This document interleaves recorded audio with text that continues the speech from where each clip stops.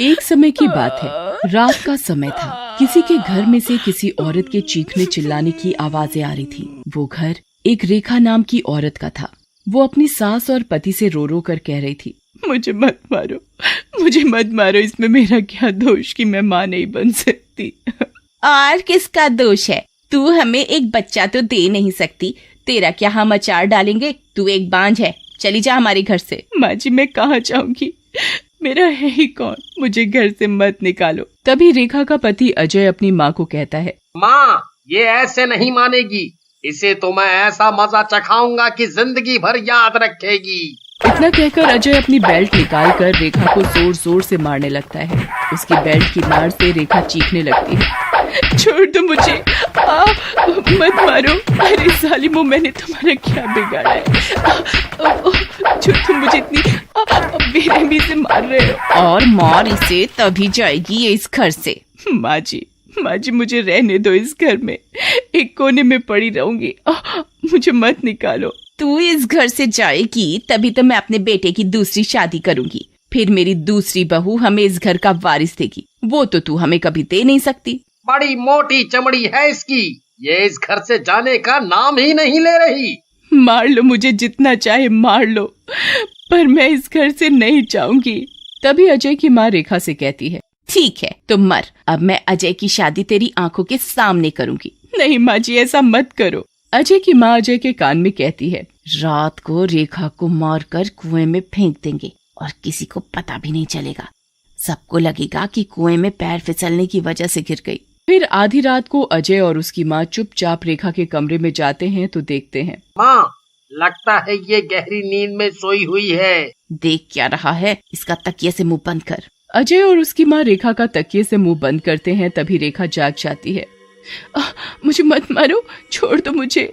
रेखा चिल्लाती है, तड़पती रहती है, पर अजय और उसकी माँ को रेखा पर जरा भी दया नहीं आती और रेखा तड़पती हुई मर जाती है। और कुछ दिनों बाद अजय की माँ अजय की शादी एक लड़की से कर देती है जिसका नाम अंजलि था, और वो अपनी बहू अंजलि को आशीर्वाद देती है, जल्दी से तू मुझे इस घर का चिराग दे दे, मुझे इस घर का वारिस चाहिए। अंजलि मुस्कुराते हुए कुछ नहीं कहती और अपने कमरे में चली जाती है तो देखती है कि उसके सामने एक चुड़ैल खड़ी है।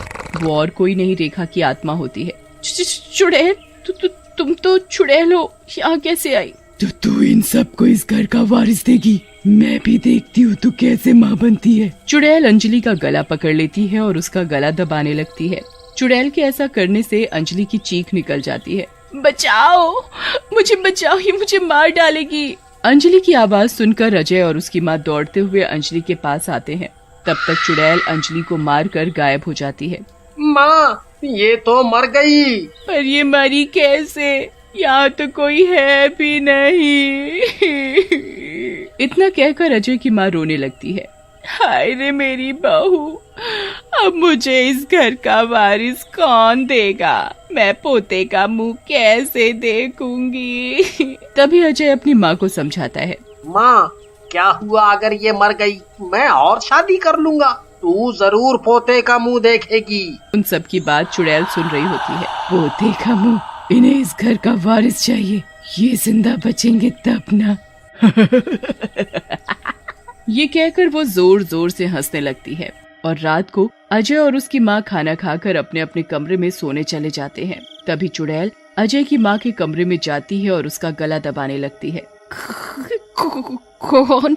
चुड़ैल, तुम तो रेखा हो, तुम तो मर गई थी। हाँ, मैं मर गई थी, अब तुझे मारने आई हूँ।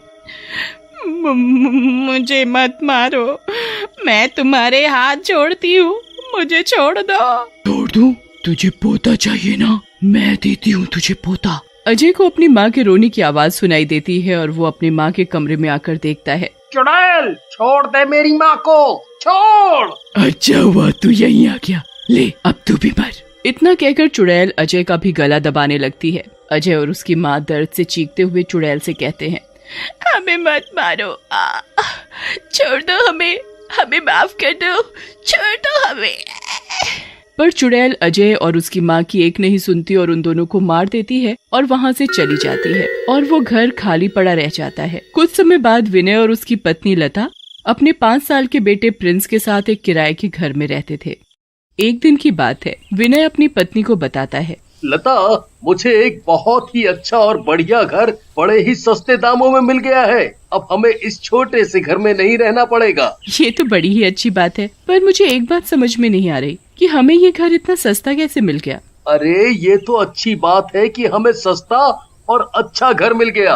अब तुम ज्यादा मत सोचो, कल ही हम उस नए घर में शिफ्ट हो जाएंगे। और अगले दिन विनय और लता अपने नए घर में शिफ्ट हो जाते हैं। विनय घर की सफाई में लग जाता है और लता प्रिंस को दूध पिलाने लग जाती है। प्रिंस बेटा, तुम दूध पी लो, तुमने बहुत देर से कुछ नहीं खाया, तुम्हें भूख भी लगी होगी। अभी तुम दूध पी लो, फिर जब खाना बन जाएगा तब मैं तुम्हें खाना खिला दूंगी। ठीक है मम्मी। मम्मी, मैं अपनी साइकिल चला लूं? हाँ, चला लो, जब तक मैं घर की सफाई कर लूं।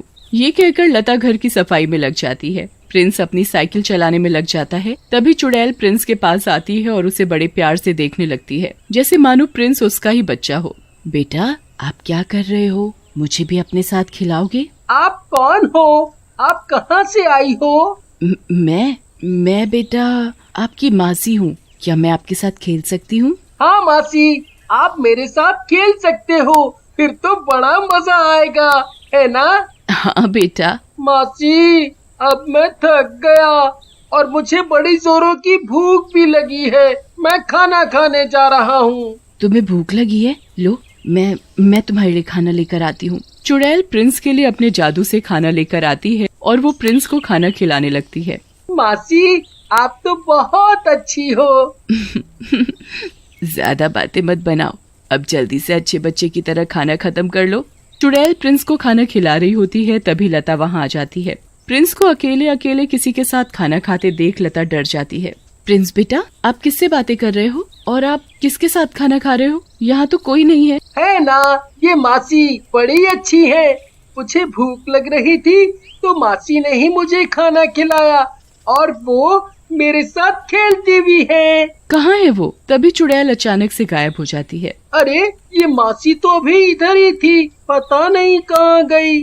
लता प्रिंस को इस तरह की बातें करते हुए डर जाती है और वो उसे उठाकर कमरे में ले जाती है और विनय को सब बताती है। अरे, ये सब तुम्हारा वहम होगा। नहीं जी, मुझे ऐसा लगा जैसे प्रिंस के साथ कोई था, पर मुझे वहाँ कोई दिखाई नहीं दिया।